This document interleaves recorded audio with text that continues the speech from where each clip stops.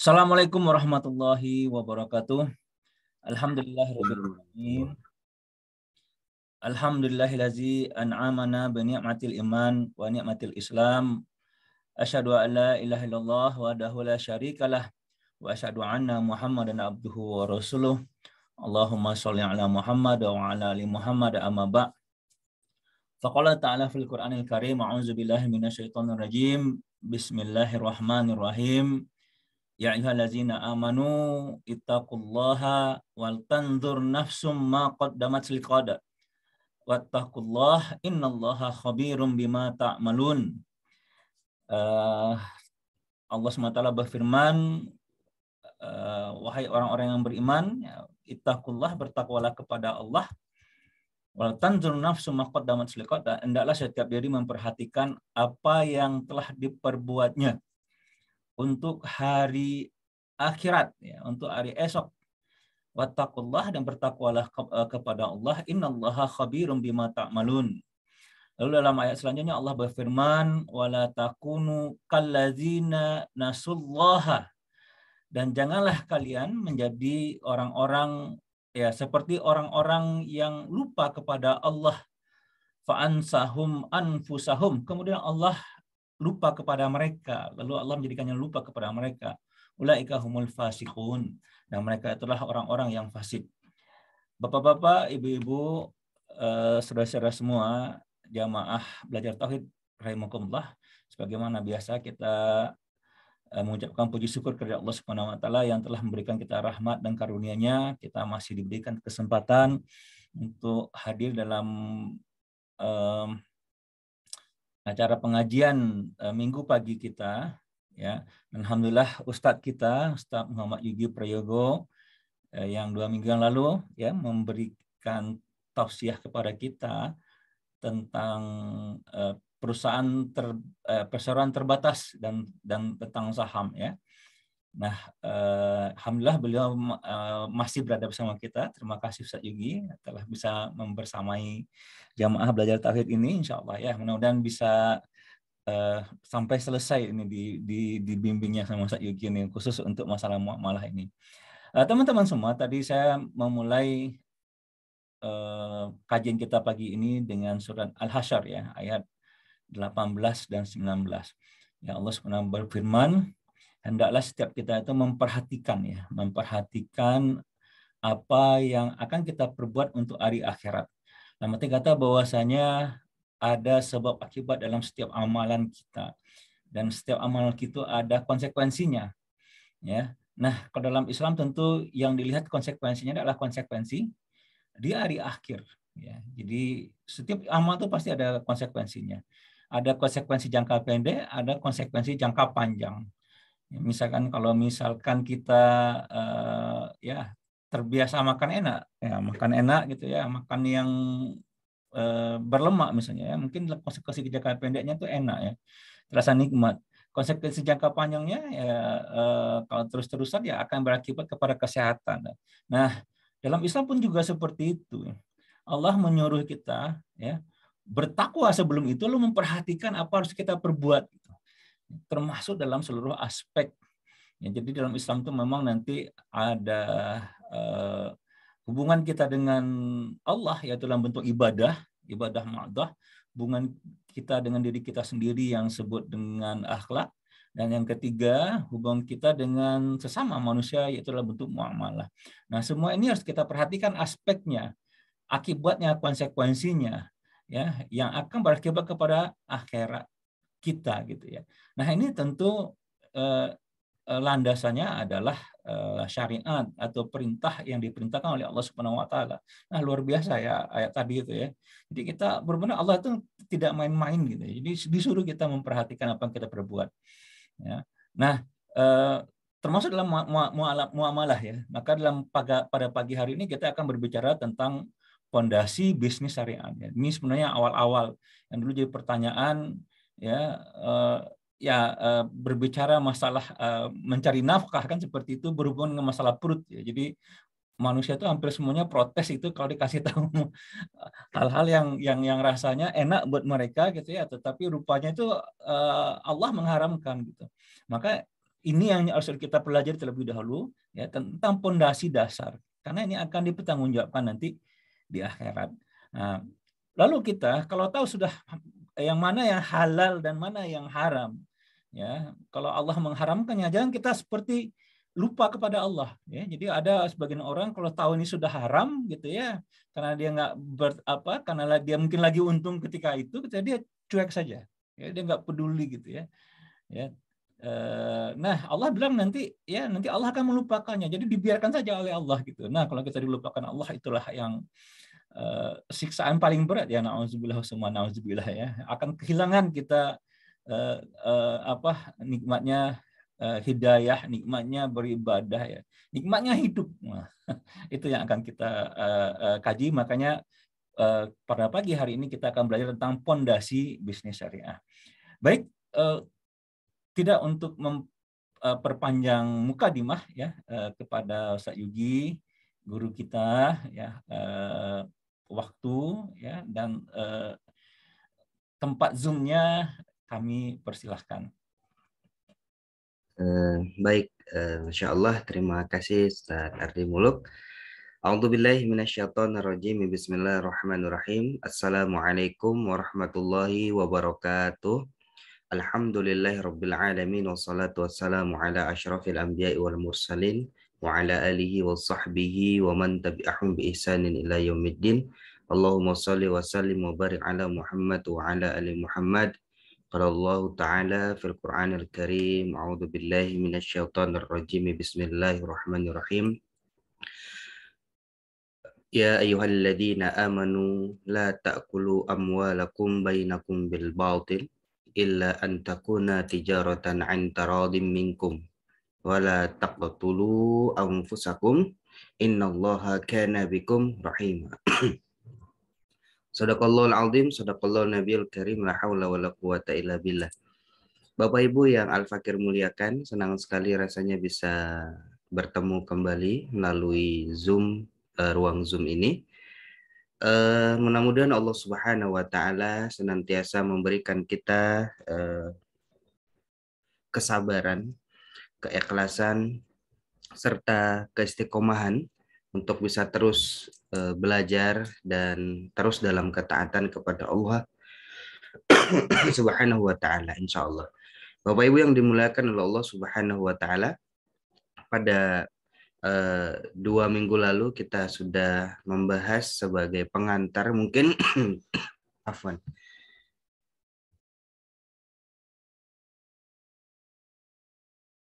Sebagai pengantar di awal bahwasannya kita hidup sebagaimana disampaikan oleh Al-Mukarram Ustadz Ardi Muluk. Kita hidup di dunia ini semuanya akan diminta pertanggungjawaban oleh Allah. Oleh karena itu, tugas kita hari ini adalah evaluasi sebelum kita itu dievaluasi oleh Allah Subhanahu wa Ta'ala di padang mahsyar. Sehingga apa yang disampaikan oleh Ustadz Ardi Muluk berkaitan dengan sesungguhnya ya ayyuhalladzina amanu ittaqullaha wal tanzur nafsum ma qaddamat lighad. Kita itu kata Allah diminta untuk senantiasa meng-cross check, melihat apakah aktivitas yang sudah kita amalkan, sudah kita kerjakan itu sesuai dengan perintah Allah Subhanahu wa Ta'ala atau tidak. Nah, oleh karena itu seperti yang sudah pernah kita sharing-sharing diskusi 2 pekan lalu, bahwasannya kalau kita mau ngapa-ngapain itu nanya dulu sama Allah. Ya Allah, ini boleh enggak ya Allah ya? Ini engkau ridho enggak ya Allah ya? Nah, tentu pertanyaan itu akan dijawab dengan adanya ilmu. Nah, disitulah pentingnya kenapa atau urgensinya menuntut ilmu itu di sana. Sehingga tugas kita adalah terus belajar, terus senantiasa untuk menjadikan aktivitas kita itu senantiasa terikat dengan syariat Islam. Nah, Bapak Ibu yang dimuliakan oleh Allah Subhanahu wa Ta'ala, insya Allah pada kesempatan pagi yang berbahagia hari ini kita akan masuk pada materi pembahasan berkaitan dengan pondasi bisnis syariah. Nah, ini adalah materi pengantar mungkin ya, sebelum masuk materi-materi yang berikutnya insya Allah. Saya share lagi ya, Bapak Ibu. Share screen udah bisa ya Ustaz Ardi ya? Oh, sudah ya. Baik. Oke.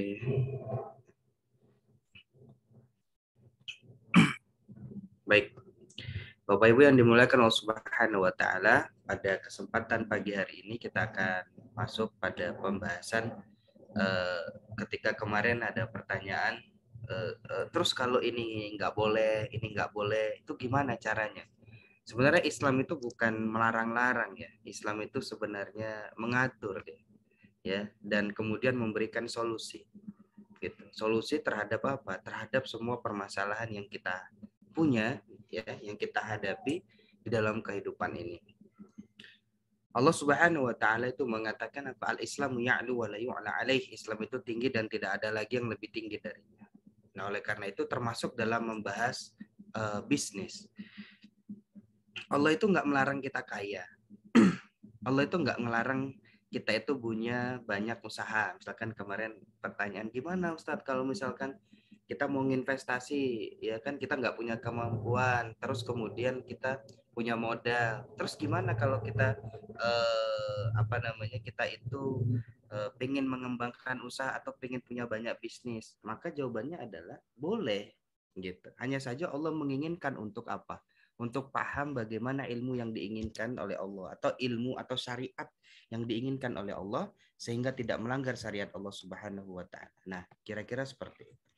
Oleh karena itu mengawali kajian kita pada pagi hari ini Bapak Ibu yang dimuliakan oleh Allah Subhanahu wa taala. Nah, kita akan masuk pada ruang lingkup bisnis syariah itu seperti apa. Sebagaimana gambar yang ada di hadapan Bapak Ibu sekalian, ada orang berjalan di atas seutas tali. Ketika orang berjalan di atas seutas tali, maka sesungguhnya dia itu dalam posisi yang harusnya hati-hati. Kalau dia salah melangkah atau tidak seimbang dalam perjalanan dia menuju tujuannya, maka dia akan terjatuh.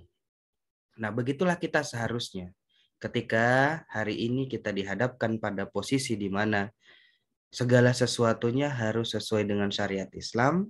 Kalau tidak, maka konsekuensinya tidak sesuai dengan syariat Islam, kan begitu. Artinya apa? Kalau tidak sesuai dengan syariat Islam, maka Allah Subhanahu wa taala tidak ridho terhadap bisnis tersebut. Tapi kalau bisnis usaha kita ya atau pekerjaan kita begitu ya sesuai dengan syariat Islam, maka ada keridhaan Allah dan ada keberkahan di sana.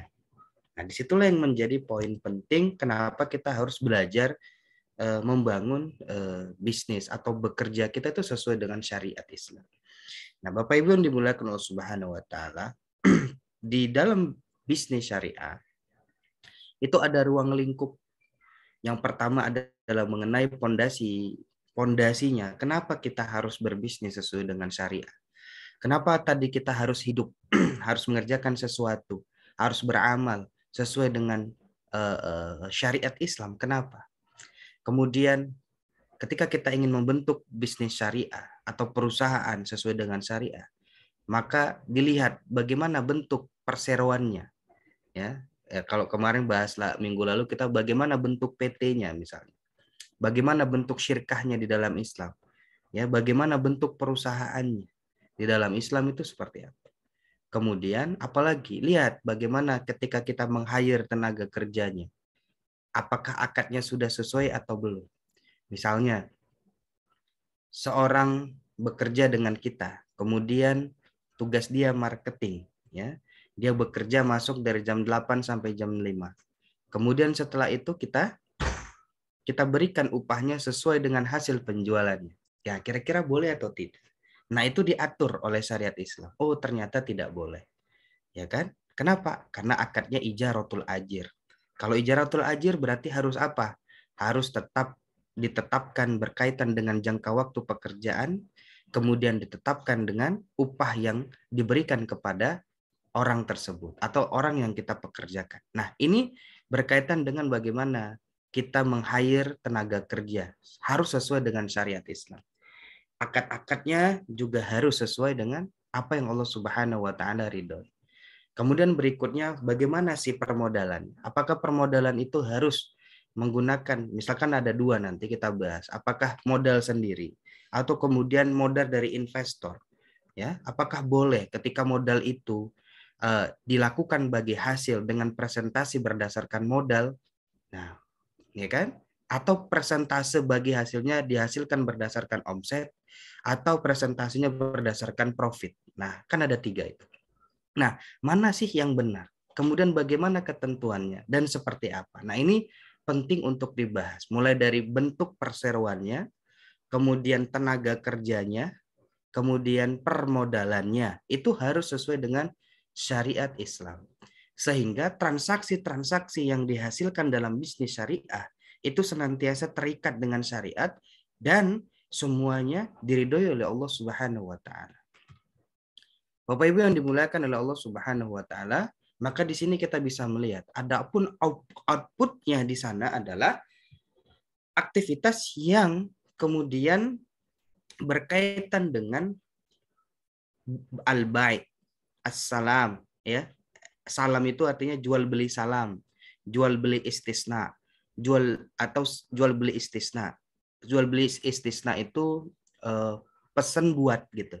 Dipesan baru dibuat. Nah, itu namanya istisna.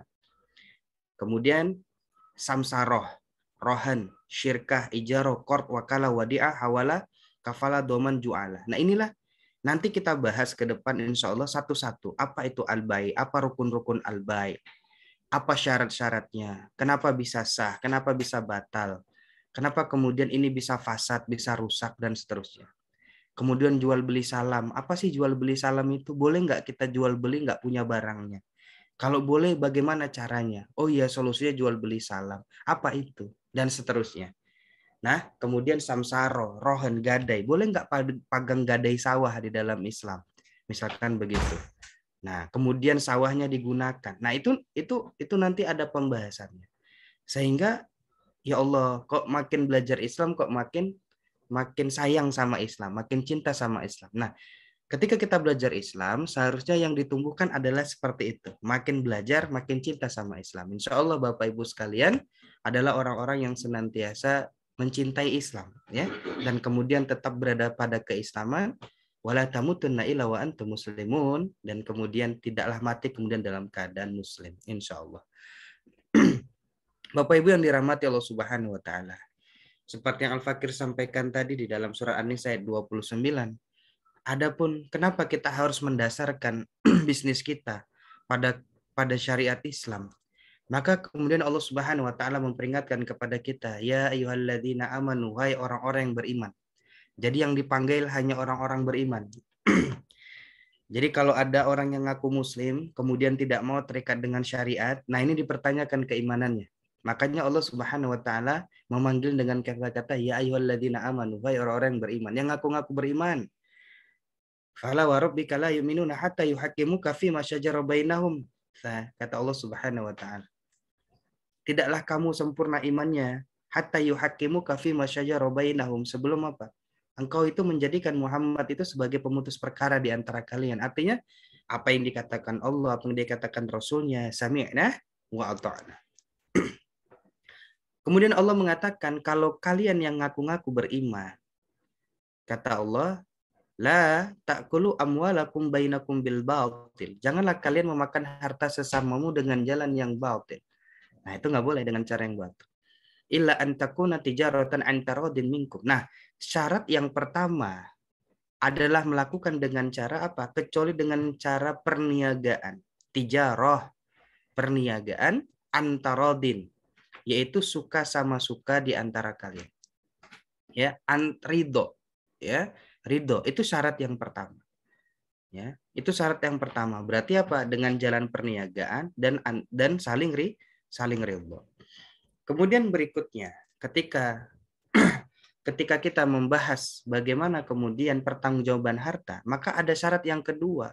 Karena Al-Fakir sering ketemu gini, Ustaz, kami kan sama-sama ridho gitu ya. Kami kan sama-sama saling ridho, saling setuju Ustaz. Kan nggak apa-apa. Ya persoalannya ditanya dulu. Ternyata bukan hanya harus saling ridho. Ternyata ada syarat berikutnya. yaitu berkaitan dengan nanti harta kita itu akan ditanya oleh Allah Subhanahu wa taala di padang mahsyar. Pertama, berkaitan dengan apa saja yang ditanyakan oleh Allah Subhanahu wa taala, la yazulu qadama 'abdu yaumal qiyamah min 'indi rabbih hatta yus'ala an khamsin. Pertama, ditanya oleh Allah Subhanahu wa taala an umurihi fima afnahu. Umurnya digunakan untuk apa?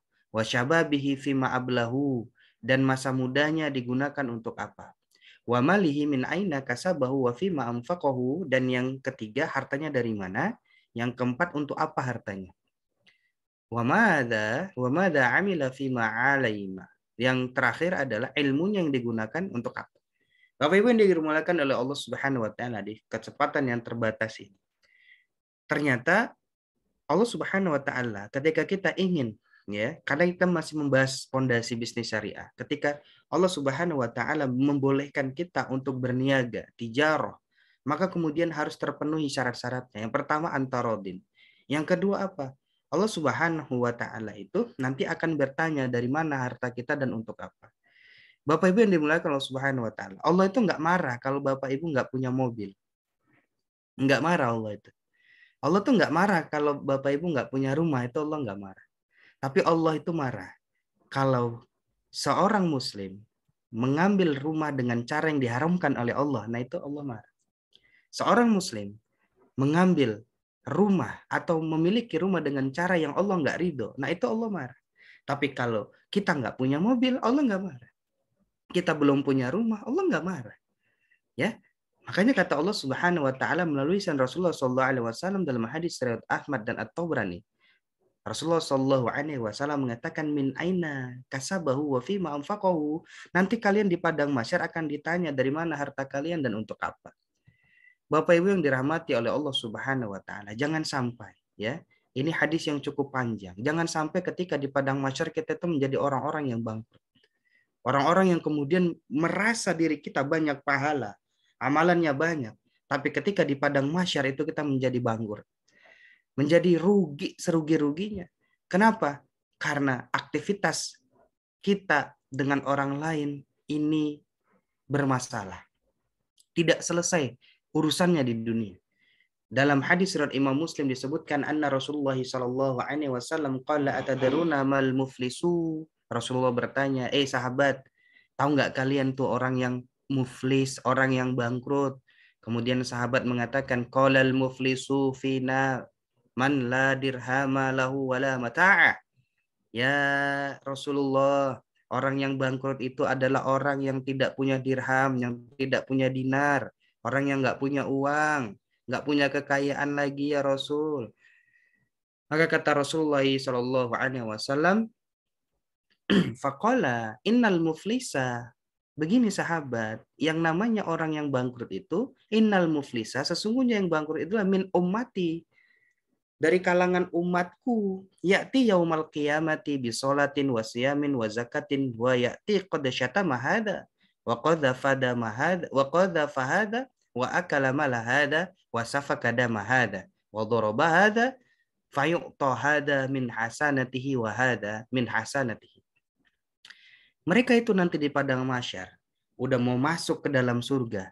Dia bawa puasa sholat, dia bawa puasa zakat, dia bawa puasa haji, ya, umroh dan seterusnya. Dia bawa puasa infaknya, sodakonya, dan semuanya dia bawa.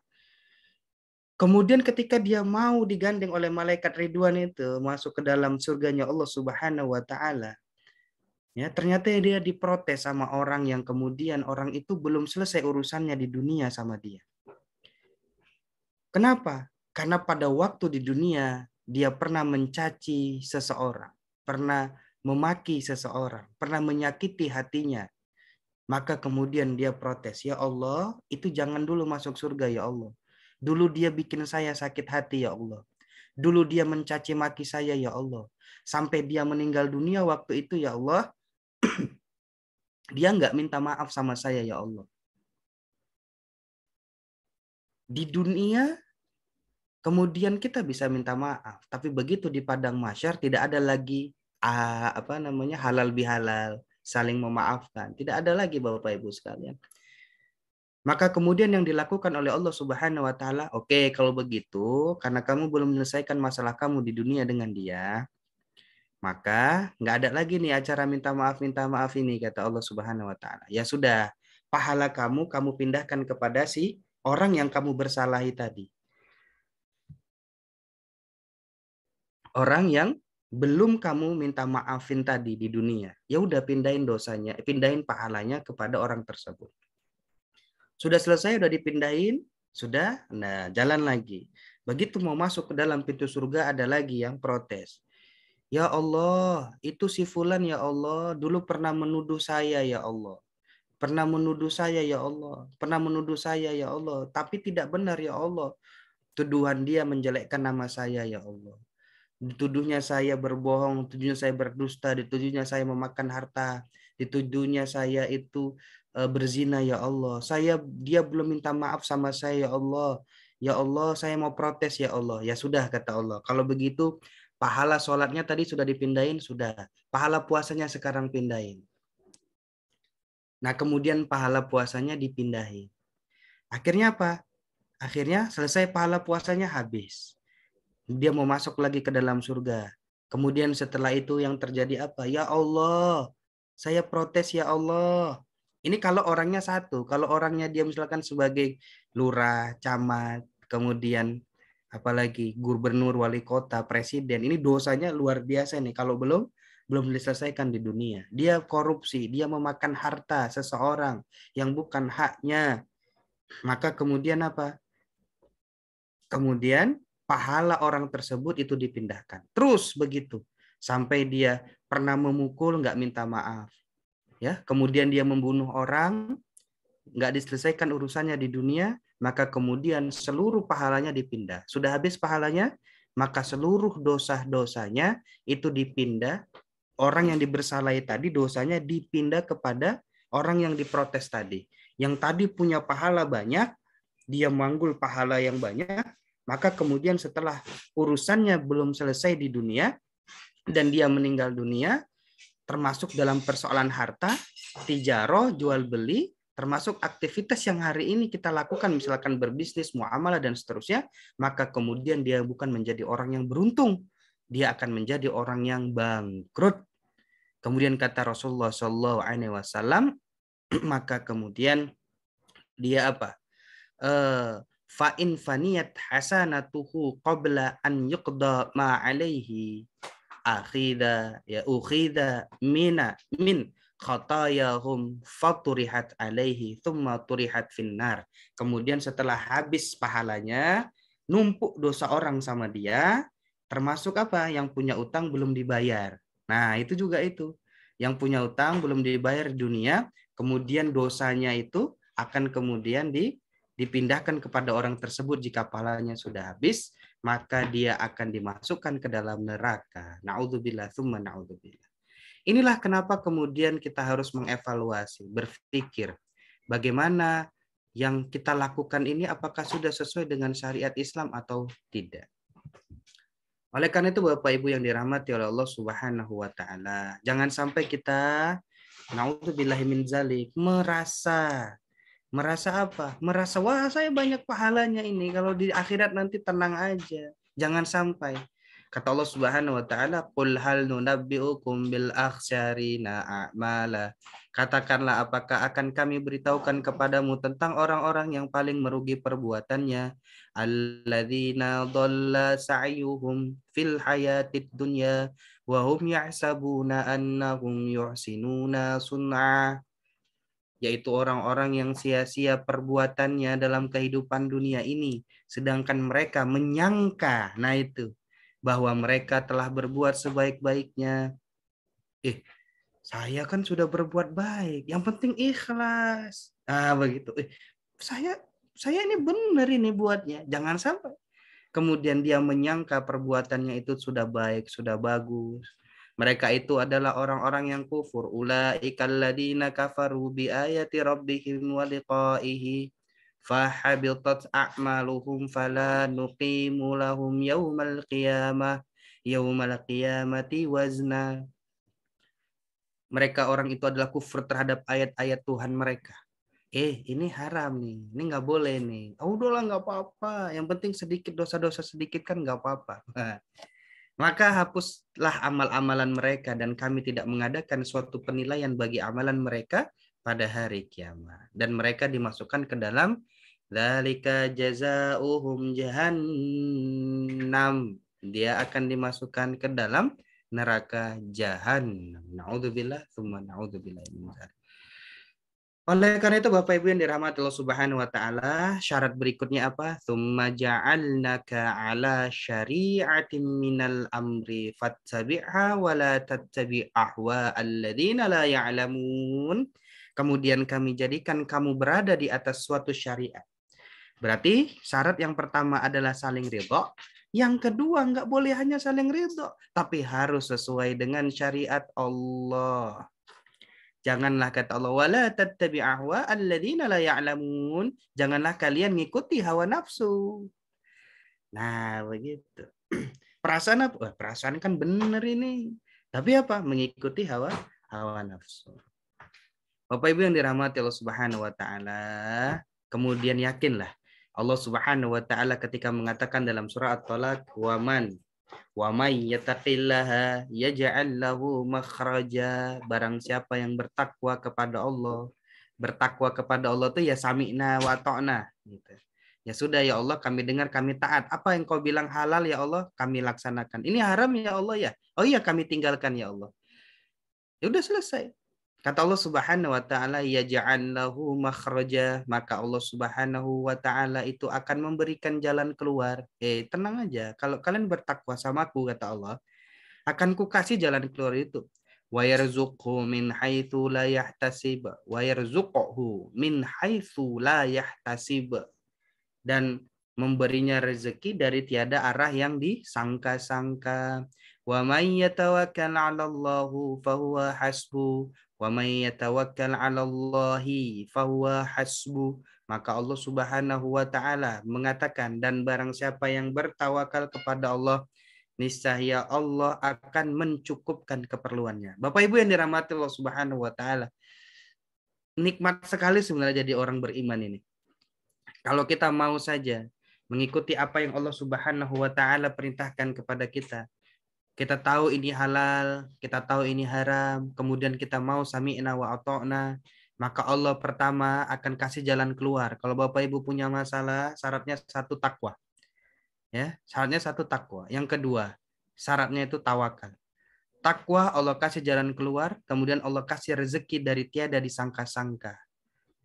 Bapak Ibu yang dirahmati Allah Subhanahu wa taala, ketika Bapak Ibu bertawakal kepada Allah, hati Bapak Ibu penuh dengan rasa qanaah, penuh dengan rasa ketenangan. Ada orang hartanya banyak tapi nggak tenang hidupnya.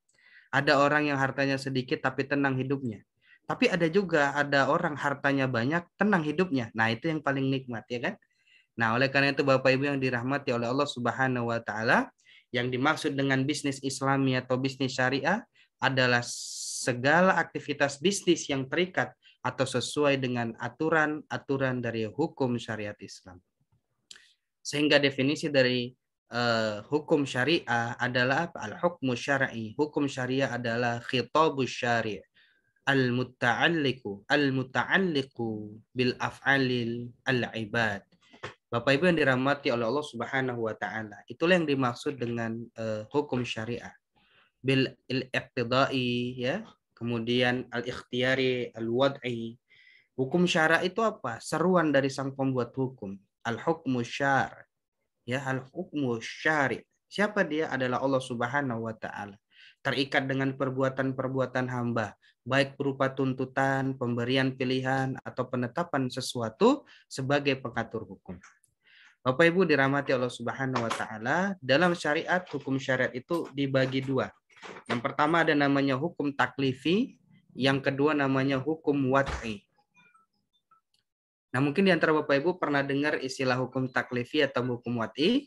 Nah, hukum taklifi adalah hukum yang mengatur perbuatan manusia dengan hukum berupa tuntutan atau tolak dan pemberian pilihan atau takhir. Bapak Ibu yang dirahmati Allah Subhanahu wa taala, sedangkan hukum wad'i yaitu hukum untuk mengatur hukum taklifi. Afwan Ustaz, waktu kita Al-Fakir baru 30 menit Ustaz. Sampai jam berapa? Insya Allah nanti sampai 7:10 nanti mungkin tanya jawab gitu. Sesudah itu sampai jam 7:30. Ya baik, Ustaz. Insya Allah kita lanjutkan. Bapak Ibu yang dirahmati oleh Allah Subhanahu wa taala, apa sih perbedaan antara hukum taklifi? Atau sampai jam 7 juga boleh. Sudah itu tanya jawab gitu. Boleh, siap insya Allah Ustaz. Bapak Ibu yang dirahmati Allah Subhanahu wa taala, terdapat dua perbedaan utama antara hukum taklifi dan hukum wad'i. Gitu ya. Nanti kalau kemarin tuh kita bahas tentang hukum PT, sebenarnya kenanya di mana gitu. Ternyata kenanya itu nanti di hukum wad'i dia. Ya kan? Kalau minggu lalu kita bahas. Nah, sekarang kita coba review-review lagi sedikit.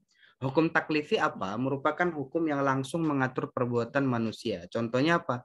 Sholat hukumnya apa? Wajib. Nah, begitu ya. Hukum wad'i adalah hukum yang mengatur perbuatan manusia secara tidak langsung. Contoh, wudhu adalah syarat sholat. Nah, gitu ya. Jadi kalau hukum taklif itu sebenarnya nanti ada 5, hukum wad'i juga 5. Itu bedanya. Satu di wajib, satu di wudhu adalah syarat sahnya sholat. Nah, sekarang kita akan coba lihat bagaimana hukum taklifi itu. Jadi hukum taklifi itu meliputi 3 tuntutan sebenarnya. Ada yang bersifat jazm, ghairu jazm, kemudian ada yang bersifat taghyir. Ada yang berupa tegas, itu ada 2, haram dan wajib. Yang tidak tegas atau ghairu jazm itu ada 2, mandub atau sunnah dan makruh. Yang ketiga itu ada taghyir, pilihan, yaitu mubah. Nah, kira-kira seperti ini Bapak Ibu yang dimulai Allah Subhanahu wa taala. Jadi hukum taklif itu, status hukum taklif itu ada 5 dia statusnya. Ini sudah sering Bapak Ibu dengar ya, insya Allah ya. Ada fardu yang bermakna wajib, haram yang bermakna terlarang, mandub sunnah, makruh dan mubah. Jadi ada 5. Jadi hukum taklif itu ada 5. Dan ini sudah sering kita dengar. Nah, persoalannya yang jarang kita dengar atau mengalam ya, ini adalah hukum wad'i. Bapak Ibu yang dirahmati oleh Allah Subhanahu wa taala, hukum wad'i memang jarang kita dengar ya. Nah, hukum wad'i itu sebenarnya sering kita dengar istilah batal, fasad, sudah ya. Tapi berkaitan dengan bagaimana sih hukum wad'i itu, seperti apa. Nah, ini yang kemudian jarang dijadikan pisau bedahnya seperti itu. Nah, nanti kita akan lihat sedikit bagaimana sih hukum wad'i itu. Nah, jadi hukum wad'i itu ada 5. Yang pertama ada namanya sebab, yang kedua ada syarat, yang ketiga ada mani', yang keempat ada namanya azimah dan rukhsah, yang kelima ada sah, batal, dan fasad. Bapak Ibu yang dirahmati Allah Subhanahu wa taala. Nah, ini salah satu pisau bedah yang nanti kita akan menghukumi ya, menghukumi aktivitas-aktivitas masalah-masalah kontemporer. Jadi dilihat dari hukum wad'inya dan dilihat dari hukum taklifinya. Nah, sekarang Al-Fakir akan coba sedikit ya. Karena ini masih pondasinya, mungkin memang harus seoptimal mungkin untuk bisa dipahami. Jadi sebab adalah apa? Ya, yang menyebabkan suatu hukum syara itu ada padanya. Jadi begini, misalkan gini, seorang itu mendapatkan harta warisan itu sebabnya apa? Satu kekerabatan.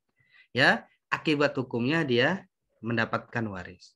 Kemudian sebabnya apa?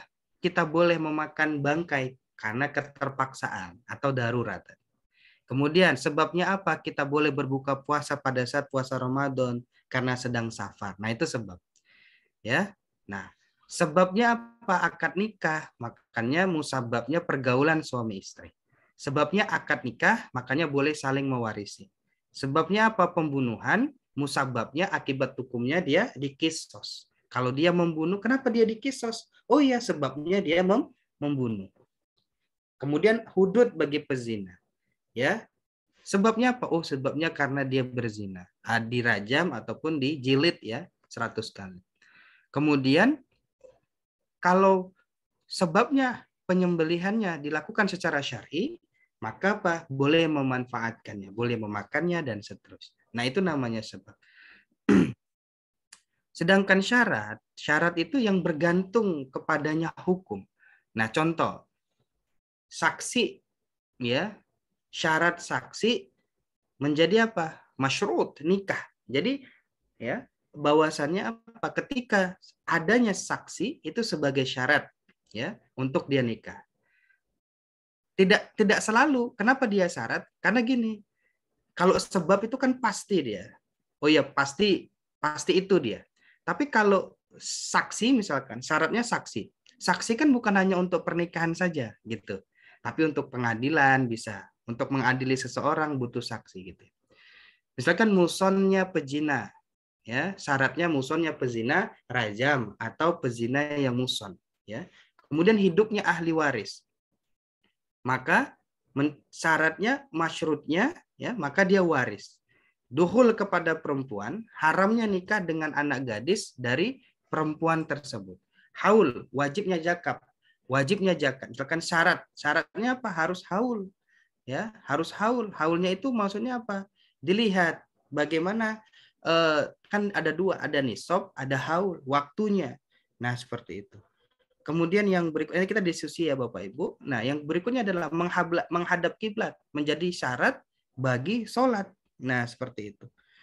Tapi kan tidak setiap kita menghadap kiblat harus sholat. Nah gitu. Beda antara sebab dengan syarat tadi. Kemudian apa? Menutup aurat.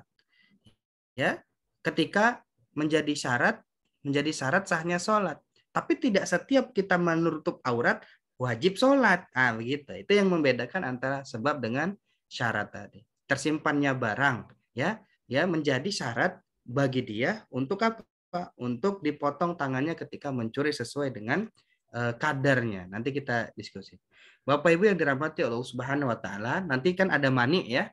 Mani itu apa? Mani itu adalah sesuatu yang memastikan tiadanya hukum atau memastikan batalnya sebab, itu mani. Contoh misalkan mani pembunuhan terhadap yang mewariskan. Begitu. Tercegah berarti dia waris itu kepada dia karena dia ada sesuatu yang memastikan hukum itu hilang sama dia. Nah, batal dia, sebabnya tadi itu batal. Beda agama, ya, hukum yang tercegah waris. Murtad, tercegah dia waris daripada dia. Kedudukan sebagai ayah, kisos jika ayah tersebut membunuh anaknya. Kemudian subhat, ya, hukum yang tercegahnya hudud. Mani'nya sakit, maka hukum yang tercegah apa? Sholat Jumat. Nah, kayak gitu. Marah. Gitu. Jadi mani ini ada itu dia di sana, batal sebabnya. Nah, kira-kira begitu. Nah, kemudian marah ketika seorang hakim mengadili ya seseorang, itu nggak boleh. Nah, kemudian apalagi kondisi masih kecil ketika ibadah haji. Hukum yang tercegah itu ibadah haji. Nah, kita lihat azimah dan rukhsah. Azimah itu Bapak Ibu adalah hukum asalnya ya. Kalau rukhsah itu ada keringanan di sana. Misalkan makan daging babi, alzimahnya atau hukum asalnya apa? Haram. Ya, boleh jika terjadi darurat. Itu rukhsah namanya. Kemudian sholat yang 4 rakaat boleh diganti atau boleh dilakukan 2 rakaat setelah apa? Oh, dia lagi safar. Jadi hukum asalnya itu alzimah, rukhsah itu adalah hukum setelah ya yang namanya ada sesuatu yang menyebabkan itu dibolehkan. Kemudian melihat aurat, hukum asalnya haram, tapi boleh bagi dokter karena ada hajat dan seterusnya. Bapak Ibu dirahmati Subhanahu wa taala, sah. Misalnya apa? Sholat memenuhi rukun dan syaratnya, jual beli memenuhi rukun dan syaratnya, sholat tanpa wudhu, sholat tanpa membaca Al-Fatihah, haji tanpa wukuf di Arafah, ya itu batal sumpah. Jadi intinya apa? Yang nama sahnya itu adalah tadi ketika rukun dan syaratnya itu terpenuhi, begitu. Termasuk nanti dalam jual beli. Kita lihat lagi batal. Akad nikah tanpa menentukan mahar, batal. Ya, akad nikah tanpa ijab kabul, batal. Akad nikah bagi yang belum mumayyiz, batal. Nikah dengan mahram padahal tahu keharamannya, itu batal. Jual beli janin binatang yang masih di perut atau malakih, itu hukumnya batal. Bapak Ibu yang dirahmati Allah Subhanahu wa taala, juga namanya fasad, artinya ya rusak ya. Ya. Adanya itu membuat cacat. Nah, itu namanya fasad. Nah, jual beli dengan harga tidak diketahui, fasad. Akad nikah tanpa sasi, fasad. Orang kota berjual beli dengan orang dusun, itu fasad. Ketika orang desanya itu orang orang kota datang ke desa, ya, kemudian orang desanya nggak tahu harga pasaran di kota berapa. Nah, itu fasad. Nah, nanti kita bahas. Bapak Ibu dirahmati Allah Subhanahu wa taala. Jadi pembahasan penting kita pagi hari ini adalah selain daripada pondasi yang sudah Al-Fakir jelaskan di atas, ya, waktu tinggal 6 menit lagi, maka kemudian yang kita bahas itu adalah fikih muamalah, yaitu berkaitan dengan apa? Hukum-hukum syarak yang menyangkut interaksi satu manusia dengan manusia lain. Hanya saja pada persoalan ini fikih muamal yang kita bahas itu lebih spesifik. Muamal yang dimaksud dalam pembahasan ini adalah dalam arti sempit, yaitu hanya menyangkut interaksi manusia dalam pengelolaan harta benda. Nah, begitu. Jadi, ya sistem pemerintahan ya juga muamalah, sistem pergaulan juga muamalah, pendidikan juga muamalah, politik luar negeri juga muamalah. Tapi pembahasan fikih muamalah yang pada kesempatan ini kita bahas adalah yang dimaksud adalah dalam arti sempit. Nah, itu hanya menyangkut interaksi manusia dalam pengelolaan harta benda. Bapak Ibu yang dirahmati Allah Subhanahu wa taala, kira-kira seperti ini gambaran bagaimana kemudian fikih muamalah itu memiliki cakupan-cakupan atau pembahasan-pembahasan. Paling tidak ada 37 pembahasan, ya, dalam setiap fikih muamalah itu, ya, diantaranya adalah bai'us salam, bai' istisna, syirka, ijarah, samsara, wakala, kafala, hawala, wadi'ah, dhaman, rohan, ju'ala.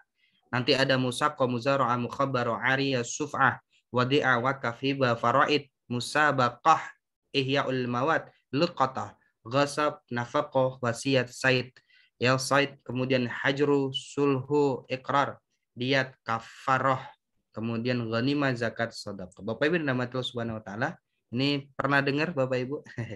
Ya, atau sudah sering mendengarnya. Nah, ini jarang dibahas biasanya, ya. Jarang dibahas.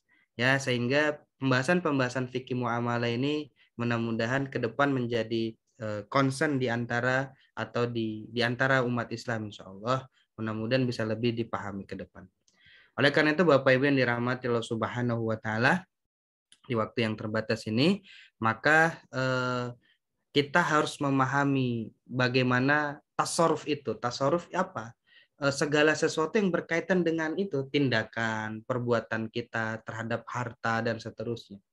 Ya, nah, Al-Fakir lanjutkan dulu. Nah, ada dua nanti tasarruf itu. Ada tasarruf fi'liyah, ada tasarruf qauliyah. Nanti kita bisa diskusi saja. Tasarruf fi'liyah itu yang berbentuk perbuatan, seperti wudhu, sholat, dan lain-lain. Tasarruf qauliyah itu adalah yang berbentuk perkataan atau qauliyah. Contohnya adalah akad. Bapak Ibu yang dirahmati Allah Subhanahu wa taala, nah yang fokus pembahasan kita itu adalah tasarruf qauliyah. Nah, ternyata tasarruf qauliyah itu dibagi dua. Ada dua macam. Yang pertama ada tasarruf berupa akad, yang kedua ada bukan akad. Nah, yang bukan akad itu apa? Ucapan dari satu pihak saja, misalkan menjatuhkan talak. Itu nggak perlu ada ijab qabul, nggak perlu ada nanti. Ya, istilah qabulnya, saya terima talaknya, nggak perlu. Ya. Kemudian ada pengakuan ikrar, ya, pengakuan hutang dan lain. Kita bahas soal Bapak Ibu yang dimuliakan Allah Subhanahu wa taala. Jadi berdasarkan pembahasan ini, pembagian muamalah itu ada dua muamalah. Pertama ada muamalah dengan akad, yang kedua tanpa akad. Yang dengan akad itu jual beli, ijarah, syirka. Yang tanpa akad itu hawala, doman, kafala, wasiat, dan waris. Jadi kalau ada waris gitu ya, itu enggak itu namanya muamalah bukan akad ya. Nanti kita bahas lagi. Bapak Ibu dirahmati Allah Subhanahu wa taala, ini penting yang sebenarnya 2 minggu lalu sudah Al-Fakir sampaikan terkait dengan rukun akad. Jadi rukun akad itu masih ingat ya, mudah-mudahan Bapak Ibu sekalian, rukun akad itu ada 3 ya. Al-aqidani, 2 pihak yang berakad, kemudian ada mahallul akad atau ma'qud alai, objeknya, yang ketiga ada sigot akad yaitu ijab dan qabul. Nah, itu dulu mungkin pada kesempatan pagi hari ini. Akad ada 2 kemungkinan nanti ya, kita jelas dulu. Ada yang sah, ada yang tidak sah. Ya, ada yang sah, ada yang tidak sah. Yang sah itu ketika rukun dan syaratnya terpenuhi, tidak sah itu tidak memenuhi perintah syarat pada rukun-rukun akad. Bapak Ibu yang dirahmati Allah Subhanahu wa taala, yang tidak sah itu ada 2 nanti. Ada yang batal, ada yang fasad. Batal itu akad yang cacat pada salah satu rukunnya, atau cacat pada syarat yang wajib ada pada rukun akad. Sedangkan fasad yaitu akad yang cacat pada sifat akad yang bukan rukun-rukun akad. Nah, ini nanti tinggal diperbaiki saja. Sehingga Bapak Ibu yang dirahmati Allah Subhanahu wa taala, contohnya misalkan ini ya, berkaitan dengan multi akad. Nah, ya. Multi akad. Jadi misalkan larangan multi akad. Multi akad itu akadnya dalam satu akad atau dalam satu transaksi itu ada dua akad. Secara singkat dijelaskan oleh Rasulullah Shallallahu Alaihi Wasallam, nah Rasulullah Shallallahu Alaihi Wasallam an bai'ataini fi bai'atin. Nabi telah melarang akadnya adanya jual beli dalam satu jual beli. Nah Rasulullah Shallallahu Alaihi Wasallam an safqatain fi safqatin wahidatin, Rasulullah melarang dua kesepakatan dalam satu kesepakatan. Kemudian la yahillu salafun wa bai'un wala syartani fi bai'in, tidak halal menggabungkan jual beli atau salaf itu hutang ya menurut para ulama, dan jual beli tidak halal pula adanya dua syarat dalam satu jual beli. Sehingga kesimpulannya Bapak Ibu yang dirahmati Allah Subhanahu wa taala, transaksi bisnis itu ada dua ya, ada yang akad dan ada yang bukan akad. Ya, yang fokus pembahasan kita adalah di akadnya tadi. Yang akad berupa tijariyah, yang kemudian tijariyah itu dibagi nanti, ada yang sah, ada yang tidak sah. Yang tidak sah itu ada dua dibagi lagi, ada yang batal, ada yang fasad. Ya, maka kemudian yang batal itu adalah rukun atau syarat yang tidak terpenuhi, adanya larangan terhadap zat akad atau multi akad yang tadi yang kita bahas. Yang ketiga, tidak sah itu karena fasad, adanya unsur majhul, adanya unsur goror, adanya unsur ikrah. Ikrah itu kayak paksaan dia. Nah, seperti itu. Oleh karena itu Bapak Ibu yang dirahmati Allah Subhanahu wa taala, nanti kita bisa diskusi saja, sharing-sharing yang insya Allah mudah-mudahan Allah memberikan pemahaman kepada kita dan kesempatan yang insya Allah penuh dengan berkah ini. Wallahu a'lam bishawab. Demikian. Assalamualaikum warahmatullahi wabarakatuh. Waalaikumsalam warahmatullahi wabarakatuh. Masya Allah. Baik Bapak Ibu rahimakumullah, ya alhamdulillah kita sudah mendengarkan ilmu ya, Masya Allah ya, luar biasa yang kita dapatkan dari Ustadz kita, Ustadz Yugi Prayogo ya. Ada beberapa kesimpulan yang bisa saya ambil. Yang pertama itu memang kita wajib terikat kepada syariat, ya, tidak boleh meninggalkan syariat karena akan diminta pertanggungjawaban termasuk dalam masalah harta kita. Lalu jangan kita menduga-duga gitu, menyangka kita berbuat baik tetapi kita tidak dengan ilmu ya, apalagi kalau kita tuh kufur kepada ayat-ayat Allah, maksudnya kalau ini tidak sesuai dengan yang kita inginkan gitu ya, kita tidak ambil. Jadi saya dulu pernah dalam satu jamaah, ada jamaahnya mencari-cari gitu ya. Jadi kebetulan karena beliau mengambil riba, setiap ustadz itu ditanya gitu. Nanti kalau ada ustadz yang mengharamkan, dia membandingkannya dengan ada ustadz yang membolehkan riba. Nah, itu beneran gitu ya. Oleh yang menekan riba. Nah, sekarang ini kalau dulu orang di dalam jamaah ya, sekarang ini orang di sosial media gitu ya. Jadi memang bahkan acuannya itu adalah kepada misalkan ini muftinya Mesir ya. Ini mohon maaf ya Bapak Ibu rahimakumullah ya. Dalam keadaan zaman saat sekarang ini ya, ketika mohon maaf saja para pemuka agama kita tuh berada dalam tangan pemimpin-pemimpin yang zalim yang tidak menerapkan Islam gitu. Itu walaupun dia mufti dalam suatu ini belum tentu dia akan sesuai dengan Islam ya, apalagi menyangkut masalah keamanan dirinya. Nah, kita harus memahami itu gitu. Maka mau tak mau kita harus mempunyai ilmu ya, ilmu dari Al-Qur'an dan Sunnah ya, dan juga melihat kepada para pendapat ulama muktabar gitu, ulama-ulama yang terdahulu ya, para salaf gitu. Nah, nanti tadi Ustadz Yugi sudah memperlihatkan kita bagaimana Masya Allah rupanya kita itu masih sedikit ilmunya dalam memahami masalah muamalah tadi ya. Dan ini mungkin waktunya karena sebentar ya. Janji kita sampai jam 7.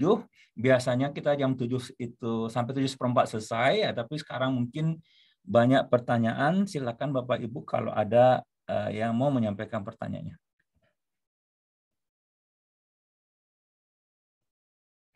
Pak Anggun ada pertanyaan?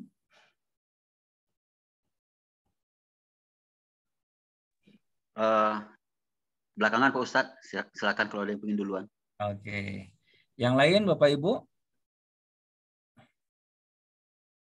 Kalau ada yang mau bertanya silakan ya. Insya Allah kalau mungkin apa gitu ya, kalau mungkin tertarik kita bisa minta sama Ustadz Yugi lagi gitu ya. Tapi kalau Bapak Ibu tidak ini penting ya kalau saya lihat ya, karena ini menyangkut masalah bagaimana kita dalam berinteraksi setiap harinya. Silakan Bapak Ibu kalau ada pertanyaan di chat juga boleh, silakan buat yang mau ini ya, mau bertanya.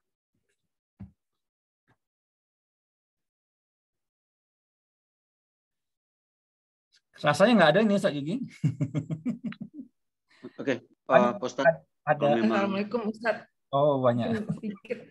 Santri mangga. Boleh sedikit ya Ustadz ini. Silakan. Apa namanya? Iya. 2 minggu yang lalu setelah Ustadz ini memberikan pendapat tentang MLM gitu ya. Terus saya ada ini juga mau menanyakan. Jadi ada pendapat di Ustadz yang lainnya itu yang penting barangnya yang dilihat gitu. Terus kemudian juga ada salah satu contoh MLM itu katanya dia tidak hanya membuat, kan yang nggak boleh itu dua akad dalam satu marketing itu ya. Kalau di MLM itu ya kemarin ininya Mbak Ustadz gitu. Nah ini katanya MLM itu tidak mengambil downline ya, tapi dia juga bekerja sama gitu. Jadi downline-nya itu kayak tim marketing gitu. Katanya kalau itu boleh itu downline-nya diem aja gitu kan. Nah, ya ini contoh ya Pak Ustadz. Tapi gimana kita mempelajarinya itu awalnya itu gimana? Apakah kita harus lihat hukum asalnya itu bahwa itu tadi ya dua akad nggak boleh dalam satu ini, atau kalau misalnya ada inovasi, apakah berarti MLM itu udah sama sekali nggak boleh walaupun ada inovasi di dalamnya? Kita menghukumnya itu nggak boleh gitu? Itu mungkin Ustadz pertanyaan saya. Makasih. Silakan. Silakan Ustaz Yugi. Iya, baik Ustadz. Jadi paling tidak yang Al-Fakir pahami, mungkin di-share sedikit. Jadi ada 5 sebenarnya kenapa MLM itu menjadi haram dia. Yang pertama adanya unsur multi akad dalam MLM. Yang kedua adanya praktek samsaroh ala samsaroh. Yang ketiga ada goban fahis. Yang keempat adanya unsur bonus yang menjadi akad yang mengikat kedua belah pihak. Yang kelima adanya unsur riba ya pada produk MLM tertentu ya. Jadi nggak semuanya. Jadi paling tidak seperti itu. Nah ini sebenarnya pembahasannya cukup panjang. Multi akadnya apa? Multi akadnya itu berkaitan dengan akad member dengan akad samsaroh di sana. Ya, jadi 2 akad dalam 1 akad atau 2 transaksi dalam 1 transaksi. Yaitu jual beli sekaligus maklar. Nah gitu. Nah, dia mau jual beli sekaligus akadnya maklar dalam 1 kesatuan akad. Nah itu yang pertama. Kemudian walaupun dalam MLM ada yang tidak mengharuskan adanya pembelian produk, misalkan begitu ya, di awal pendaftaran, namun tetap diharuskan membayar sejumlah uang tertentu untuk menjadi member. Nah, adanya member keanggotaan tersebut akan mempunyai dampak diperolehnya bonus jika dilakukan pembelian di kemudian hari. Sehingga membership tersebut dapat dikategorikan sebagai akad karena memiliki dampak atau konsekuensi tertentu. Karena ketika kita bahas ya, ada yang akad dan ada yang bukan akad itu muamalah. Ternyata dia masuk muamalah yang akad yang tadi, ketika ada bonus ketika dia menjadi membership. Nah, seperti yang sudah kita pahami bersama tadi, Rasulullah SAW an-safqatain ya, melarang itu an-safqatain fi safqatin wahidatin, melarang 2 kesepakatan dalam 1 kesepakatan. Itu yang pertama. Yang kedua, adanya praktek samsaro atas samsaro itu adalah biasanya anggota MLM akan menjadi maklar pertama upline, kemudian mencari downline, Kemudian downline-nya juga mencari downline, biasanya begitu. Ya, Bapak Ibu harus dipahami dulu ya. Kalau kita hanya beli produk itu nggak jadi masalah ya. Beli produk MLM, jual beli satu akad selesai. Kemudian kita pakai produknya selesai kan. Atau kita mau jual lagi produknya, boleh, nggak ada masalah. Yang jadi persoalan itu adalah ketika double akad tadi atau multi akad. Kedua, kita mencari maklar di atas maklar tadi. Nah, Rasulullah SAW mengatakan apa? Di dalam hadis yang lain disebutkan memang samsara itu apa? Profesi atau pekerjaan di mana pelakunya menjadi perantara antara penjual dan pembeli. Pengertian syar'i samsara mewajibkan simsar itu perantara langsung antara penjual dan pembeli, bukan perantara adanya perantara lagi. Jadi begitu. Dalam hadis itu disebutkan memang nah Rasulullah SAW samsara ala samsara. Rasulullah SAW melarang samsara ala samsara. Dia udah maklar, memaklarin lagi, nanti maklarannya ada maklar lagi. Yang ketiga adanya unsur goban fahis ya, biasanya begitu. Dalam MLM, produk yang dijual umumnya memiliki harga yang jauh lebih tinggi dibanding dengan harga pasaran. Praktik seperti ini disebut sebagai goban fahish, yaitu praktik penipuan dengan menjual atau membeli sesuatu dengan harga yang jauh lebih tinggi atau jauh lebih rendah dari harga pasar. Ini hukumnya adalah haram. Ya, dalilnya adalah anna rajulan dzakara lin nabiyyi sallallahu alaihi wasallam annahu yukhda'u fi buyu'i faqala idza bay'ata faqul la khilabah. Bahwasanya seseorang laki-laki menyampaikan kepada Nabi sallallahu alaihi wasallam bahwa telah dia menipu dalam jual beli goban faiz tadi. Maka kata Rasulullah, apabila kamu menjual maka katakanlah tidak ada penipuan. Bapak Ibu dirahmati oleh Allah Subhanahu wa taala, ini yang ketiga. Yang keempat, biasa ada unsur bonus yang menjadi akad. Dalam sistem MLM ada unsur bonus yang bersifat mengikat antara kedua belah pihak. Bonus masuk kategori hibah yang tergolong dalam akad tabaru'ah, sumbangan sukarela, dan akad tamlik, pemindahan hak milik, sehingga memerlukan ijab qabul dan qabd, serah terima. Hibah berbeda dengan hadiah yang hanya tasarruf qauli, biasa dan tidak memerlukan ijab qabul. Jika hibah atau bonus ini merupakan akad dan dijadikan konsekuensi dalam akad jual beli, maka tetap terjadi dua akad dalam satu akad, yaitu jual beli yang disertai dengan hibah ya atau bonus. Bapak Ibu dirahmati Allah Subhanahu wa taala, yang terakhir biasanya 5 itu, yang kelima ada unsur ribanya. Biasanya ya, biasanya. Ada produk MLM yang tertentu yang menarik member untuk berinvestasi tanpa ada produk barang yang harus dibeli. Biasanya ada juga yang begitu, ya. Nah, sistem apa Ponzi atau apalah begitu ya. Nah, wallahu a'lam bishawab, nanti kita bisa diskusi lebih banyak ya. Ini intinya riba itu karena memang nggak ada barangnya dia. Nah, kalau ada barangnya antara 1, 2, 3, 4 nanti tinggal dicek saja. Wallahu a'lam bishawab. Demikian Ustaz Ardi. Baik, alhamdulillah. Syukran Ustaz Yugi. Ini sebagai tambahan aja sebelum masuk pada pertanyaan lain, MLM itu sama ya dengan sistem sekarang ini ya, yang katanya trading gitu, binomo ya, binary option. Ya, sistemnya maksudnya bukan sama ya, maksud saya itu gayanya, bukan sistemnya yang sama. Gayanya itu sama dengan flexing ya. Flexing itu menampilkan mobil mewah, rumah mewah yang dia dapat, jalan-jalan segala macam seperti itu. Nah, itu yang membuat orang itu tertarik.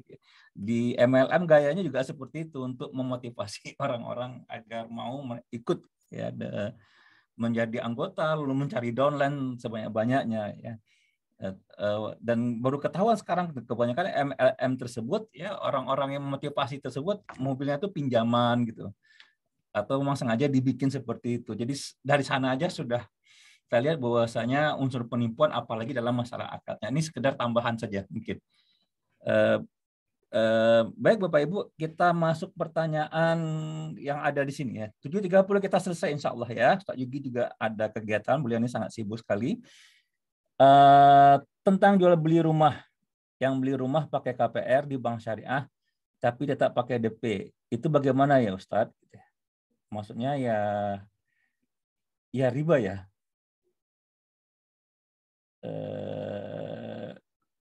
Nah mungkin saya aja langsung jawab.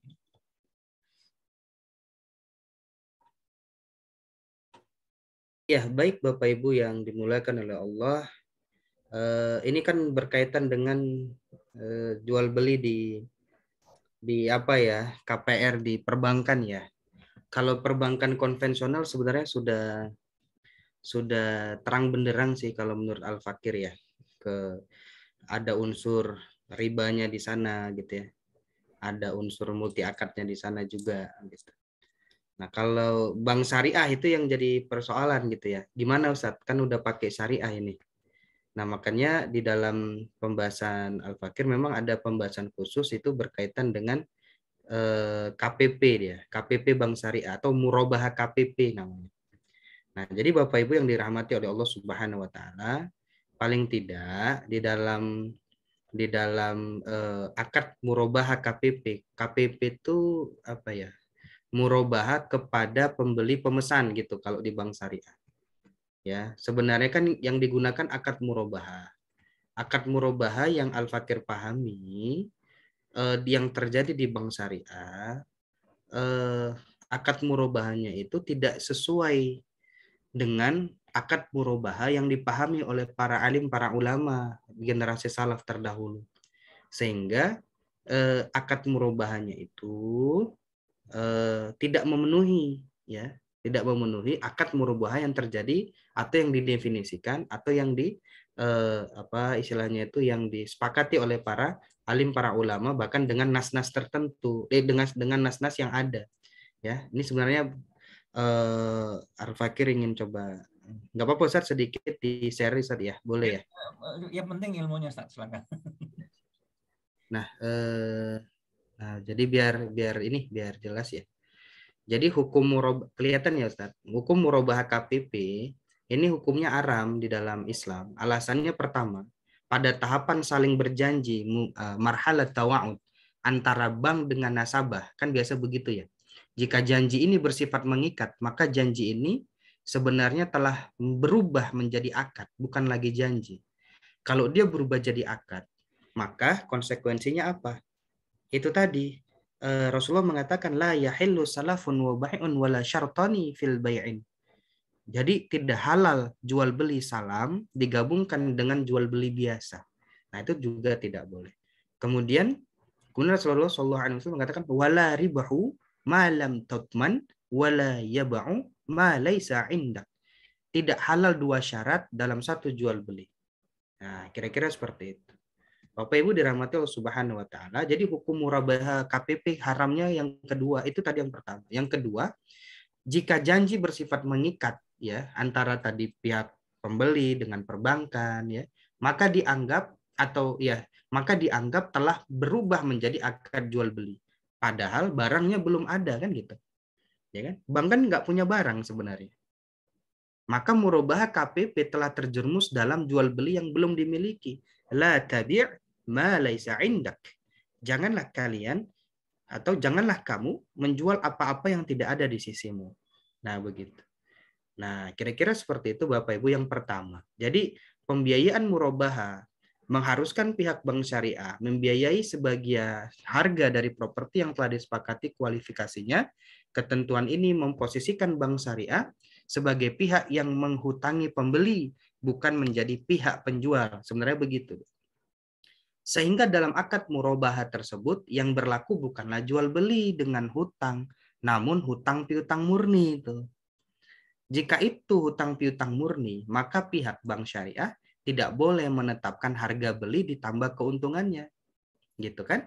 Jika ada tambahan dari hutang piutang, maka hal itu dapat dikategorikan sebagai riba. Ini belum lagi nanti ada keterlambatan denda, belum nanti kalau nggak sanggup bayar disita, itu belum bahas itu lagi. Nah, kemudian nanti kita sedikit aja penggunaan barang yang diperjualbelikan sebagai barang jaminan. Jadi sertifikatnya itu dijadikan barang jaminan. Itu di dalam Islam hukumnya haram di dalam mazhabnya Imam Syafi'i ya, lebih sorry itu, lebih kuat itu.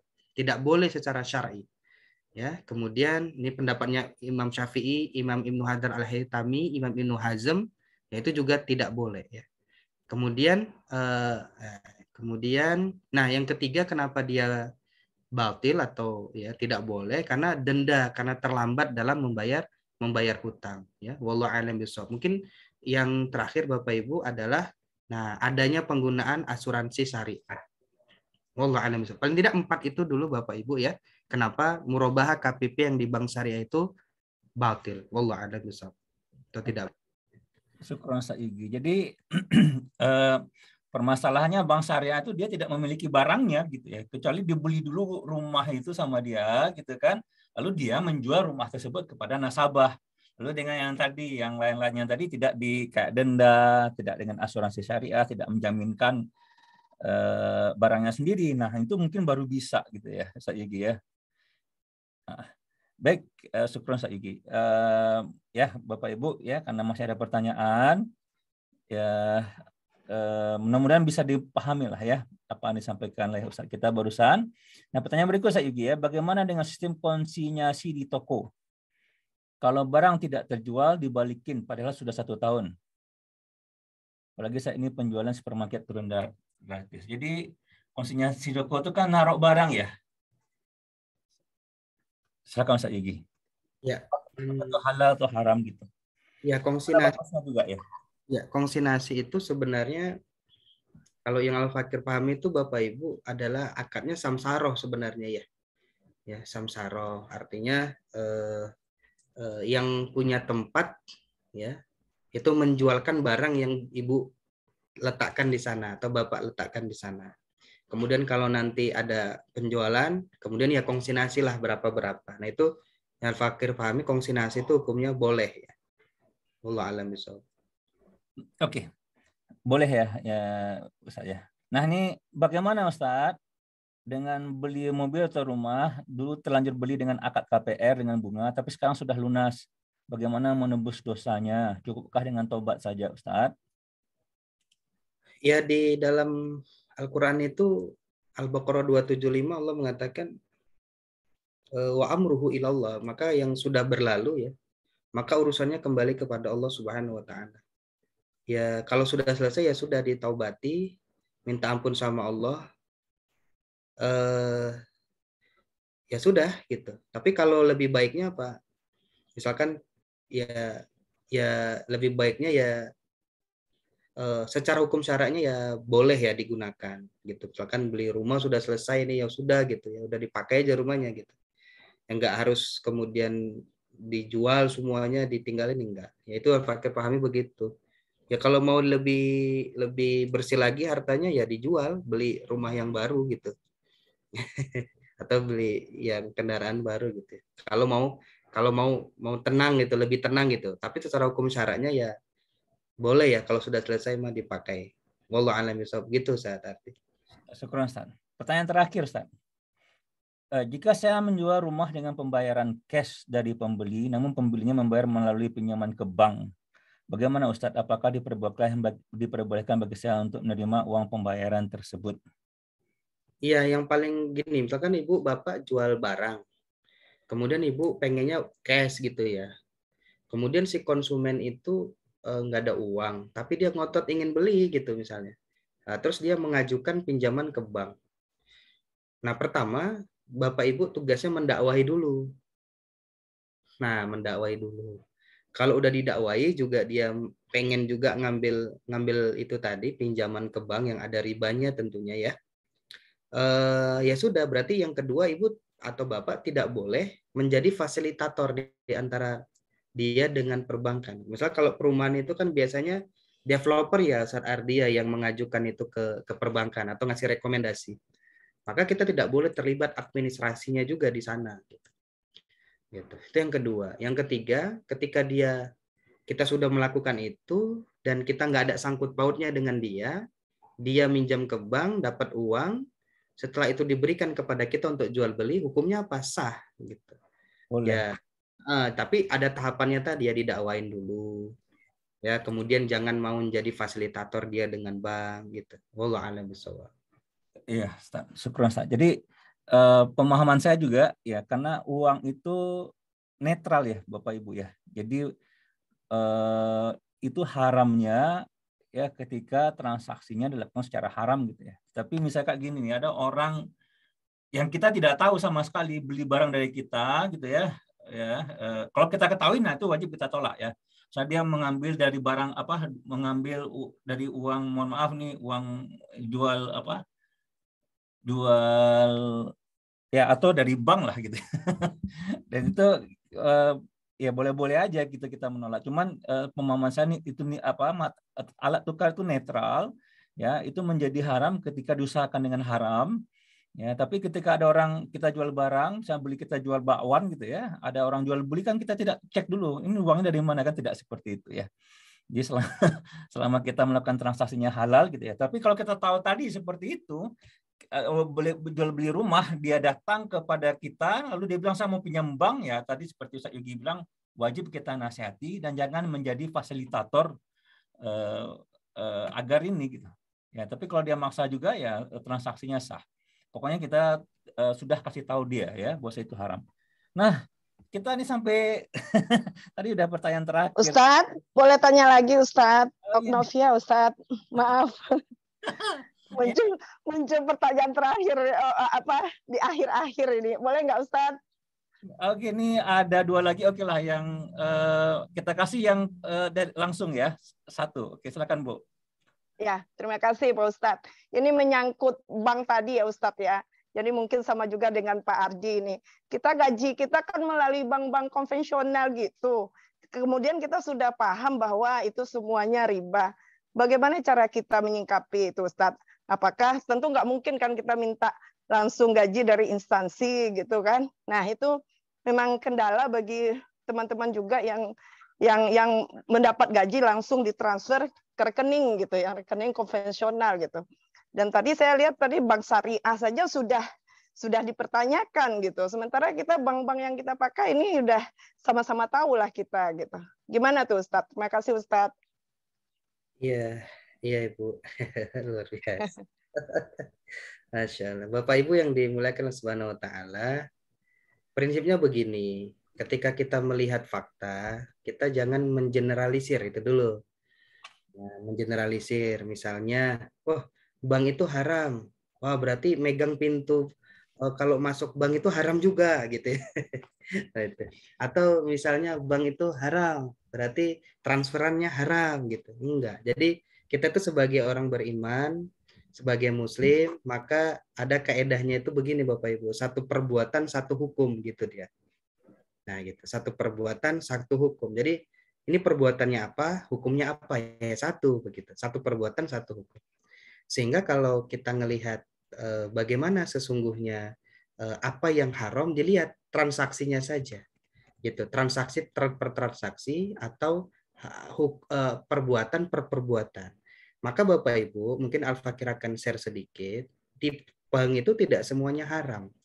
Karena produk-produk bank itu tidak semuanya haram, karena produk bank itu banyak. Mungkin Al-Fakir coba share sedikit. Jadi ada produk bank itu yang mengandung riba. Misalnya leasing, kredit kendaraan dan barang dengan tambahan bunga, ada KPR dengan tambahan bunga, semua jenis kartu kredit, kredit multiguna, kredit sebab usaha, tanpa agunan, asuransi, hutang koperasi, hutang gade motor, mobil. Nah ini yang ada ribanya. Tapi ada juga produk perbankan itu yang halal Bapak Ibu, yang boleh. Apa saja? Ada 7 paling tidak. Yang pertama adalah biaya transfer antar bank dan biaya transfer ATM beda bank. Ibu transfer ke si A, ke si B, kemudian ada administrasinya, bayar, boleh itu dibayar. Kemudian yang kedua, ada ibu nabung di bank, dipotong uangnya, ada biaya admin bulanan tabungan, boleh itu. Nah begitu. Jadi yang nggak boleh itu ditambah, dikurangi nggak apa-apa, ditambah nggak boleh kalau nabung itu gitu. Yang ketiga, fee payroll, gaji lewat transfer bank. Ibu kerja ditransfer oleh perusahaan, instansi, kemudian masuk ke rekening ibu melalui payroll. Boleh, nggak apa-apa, diterima. Yang keempat, sewa deposit box. Ibu punya sertifikat banyak nih. Kemudian khawatir di rumah kemalingan, sewa safety box di bank supaya lebih aman. Boleh. Yang berikutnya, fee e-commerce, ibu beli pulsa, beli tiket pesawat, PDAM, Telkom, bayar pajak online, boleh pakai m-banking itu. Nah, gitu. Jadi begitulah kira-kira Ibu. Jadi ada hal yang boleh, ada yang tidak boleh. Jadi Ya, satu-satu nih dilihat Ya, dulu. Masya Allah. Nah, itu bagusnya kita kalau dapat ilmu ya, Bapak Ibu rahimakumullah ya. Perlu kita ketahui juga nanti di dalam sistem Islam, di negara Islam itu juga ada bank gitu. Tetapi ya, karena yang akan melaksanakan administrasi keuangan, apakah itu negara, masyarakat, itu bisa dilakukan lewat bank ya. Harus dilakukan lewat bank ya. Nah, apalagi berbicara tentang alat tukar ya. Jadi dalam sistem Islam itu bukan sistem ini ya, sistem zaman batu, tidak gitu ya. Ya 14 abad Islam itu memberikan ini ya berkuasa gitu ya, itu memberikan kemajuan terhadap peradaban umat manusia. Jadi ada fungsi-fungsi jasa-jasa bank itu yang tidak haram tadi, yang seperti dijelaskan oleh Ustaz Yugi tadi. Baik, mungkin itu saja janji kita 7.30. Ini ada pertanyaan yang tidak terjawab nih. Ada satu terakhir, boleh nggak Ustaz Yugi? Ya, asal ya Bapak Ibu masih mau ya, satu lagi ya, terakhir ya, nggak ada lagi ya, sudah ini ya, insya Allah ya. Assalamualaikum Ustadz, kalau akad tijarah tidak sah dengan kategori fasad, apakah hukumnya haram untuk dilakukan seperti contoh jual beli buah-buahan di atas pohon atau ikan di kolam? Ustadz, kalau developer menjual rumah tapi belum dibangun berarti barangnya belum ada. Pembangunan baru dilaksanakan kalau pembeli sudah mencapai persentase tertentu dari total rencana kafling yang akan dibangun. Bagaimana hukumnya Ustadz? Jazakallahu khairan Ustadz. Nah, ini apanya Ustadz Yugi banget karena beliau ini developer ini. Ya. Yang pertama terkait dengan jual beli ijon, itu memang hukumnya batil ya. Jual beli ijon itu biasa kalau di kampung-kampung itu beli durian, masih ada buah, masih bunga-bunga baru ya. Kemudian atau pentil-pentilnya itu yang kecil-kecil itu, yang kecil-kecil itu kemudian dibeli sama tengkulak atau sama pembeli. Ini beli nih sekian, panen sekian. Nah, itu hukumnya batil ya, dan haram tentunya kalau dilaksanakan terus-menerus. Sama kalau jual beli ikan di kolam gitu ya. Kemudian setelah itu kolamnya airnya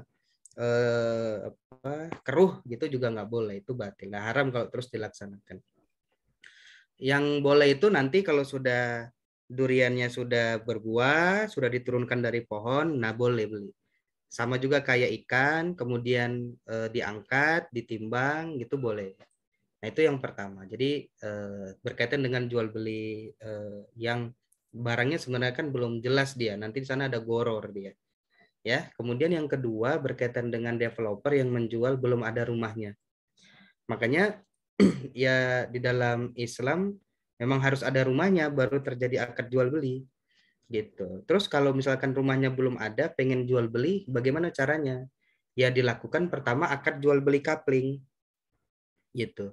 Akad dulu, namanya akad baik jual beli kafling tanahnya. Karena mau jual beli rumahnya belum ada. Karena baik istisna, kan tadi kan baik istisna, jual beli pesan buat, itu kan dipesan baru dibuat. Nah, terhadap rumah, itu nggak bisa, karena tidak terkategori sinaah dia, tidak terkategori industri. Atau manufacturing dia, tidak.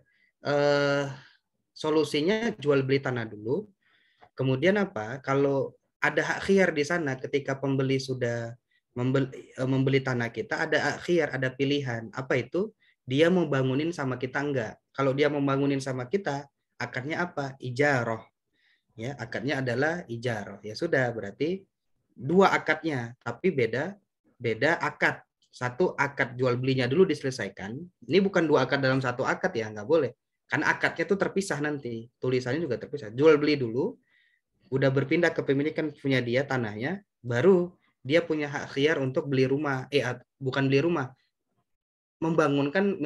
Dia meminta kita untuk dibangunkan rumahnya. Namanya akad ijaroh. Nah, kita sebagai kontraktor. Nah, kira-kira seperti itu yang boleh terkait dengan rumah. Nah, wallahu alam bisawab. Tapi terkait dengan manufacturing, misalkan ibu buat kitchen set, kan belum ada tuh barangnya. Pesan dulu, baru dibuat. Nah, itu namanya bai'u istisna. Bikin kitchen set, bikin kamar set, bikin ya lain-lain lah. Wallahu alam bisawab. Baik. Masya Allah. Ya, semoga bisa menjawab Bapak Ibu rahimakumullah. Kita sudah sampai kepada akhir acara kita, akhir pengajian kita. Ini luar biasa nih, sekali ini lewat jam 7.30. Karena pemateri kita luar biasa. Kita doakan Ustadz Muhammad Yugi Prayogo ya berada dalam kesehatan selalu, dalam perlindungan Allah SWT selalu. Terima kasih banyak. Semoga berkah rahmat Allah untuk Ustadz kita, guru kita yang telah memberikan ilmu kita pada pagi hari ini. Untuk tidak mempanjang waktu, kalau Bapak Ibu masih berminat, mudah-mudahan beliau masih bisa ya, kita berdoa ya. Berikan kesehatan nih, beliau masih sakit ini, sudah 2 minggu sakit ya. Kita tutup pengajian kita pagi hari ini dengan mengucapkan alhamdulillahirabbil alamin dan istighfar astagfirullahalazim dan doa astagfirullahalazim dan doa penutup majelis. Subhanaka Allahumma wa bihamdika asyhadu an la ilaha anta astaghfiruka wa atubu ilaih. Assalamualaikum warahmatullahi wabarakatuh. Waalaikumsalam warahmatullahi wabarakatuh. Jazakallah khairan jazah Ustaz Yugi.